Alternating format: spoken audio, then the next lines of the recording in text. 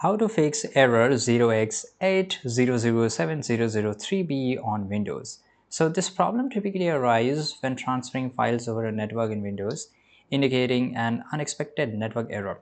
This issue can stem from various causes, including file system limitations, antivirus interference, or corrupted system files. Now here below are some of these methods to show you the problem, right? So check disk format. Ensure that the destination drive is not formatted as FAT32, which only support file up to 4 GB. If your file exceeds the size, consider transferring it to NTFC right format, and then it might be useful. To check the format, open File Explorer, right click on the targeted drive. For example, I want to transfer here. Now go to the properties here and look under the general tab. So in the general tab, you will get this idea, that is NTFS, right?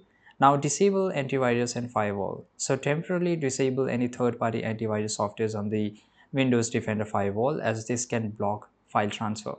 So you can just go to the settings here, or Windows security. Once you open the Windows security, virus and threat, and manage settings. Now turn this off, real-time protection as well as tamper protection. You have to also turn this off. Now this will fix this issue here.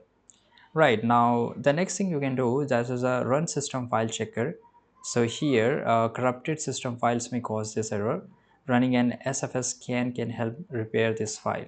So here you have to go to the search bar, look for command promote, right click run as administrator, and then you have to just tap on yes, and check for errors on the destination drive that could cause transferring issues.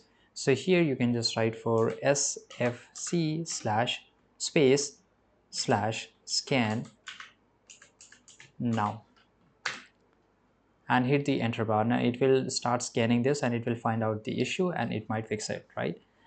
Now this is the ways which you can do it, and it's really easy thing to do. Thanks for watching this video. Subscribe.